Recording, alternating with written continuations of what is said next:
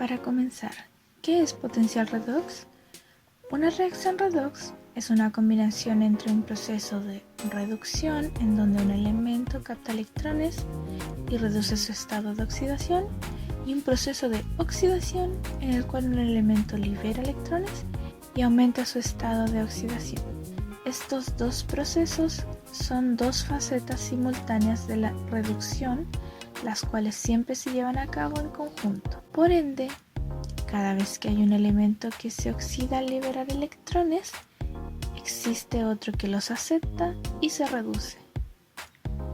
En este caso en particular, hablaremos de cómo se lleva a cabo el proceso para medir el potencial redox. Electrodo estándar de hidrógeno o EH. Es un referente que sirve para asignar valores a los potenciales de los distintos electrodos de los elementos de la tabla periódica. Este elemento es puesto bajo condiciones favorables con el fin de asignarle un valor de 0 para ser usado como referente al momento de reaccionar con electrodos del otro elemento.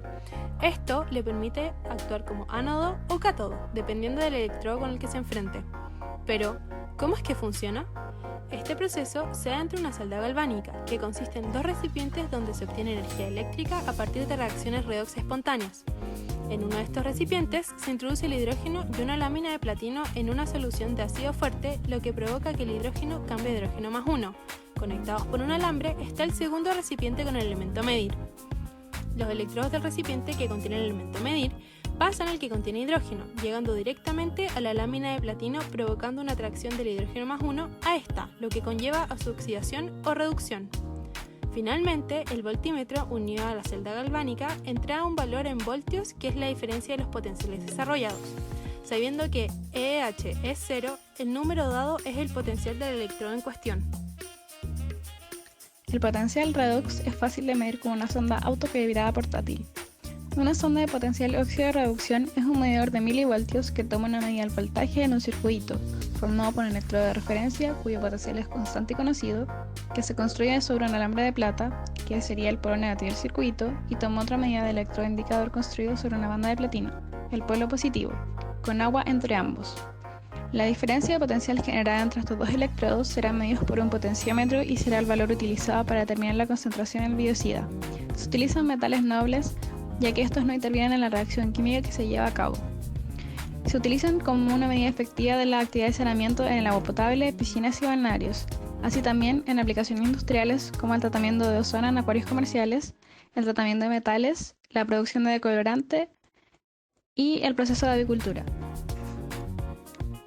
Existe una variada y amplia gama de equipos en el mercado, los que varían según su formato, capacidad de medición, precisión y también según el medio donde se medirá el potencial.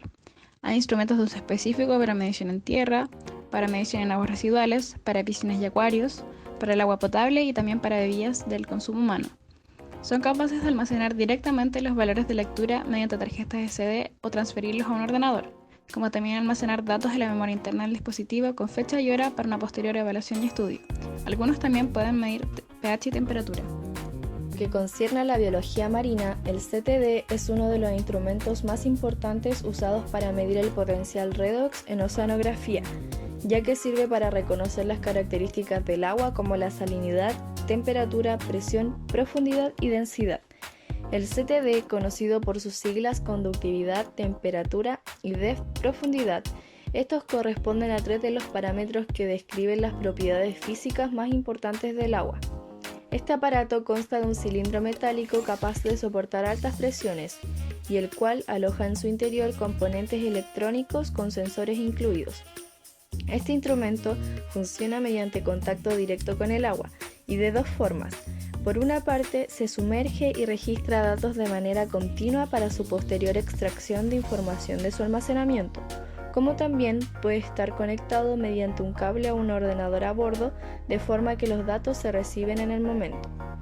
Generalmente, el muestreo por CTD se complementa con otros análisis o muestreos de tipo tanto físico como químico y biológico, de forma que toda la información contribuye a comprender los procesos biológicos y ecológicos del ecosistema marino.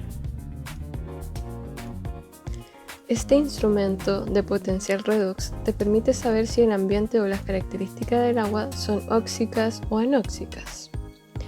¿Qué son los ambientes óxicos? Los ambientes tóxicos corresponden a biomas oxidantes, es decir, ambientes con presencia de oxígeno que favorecen la vida, como por ejemplo las columnas de agua y los sedimentos.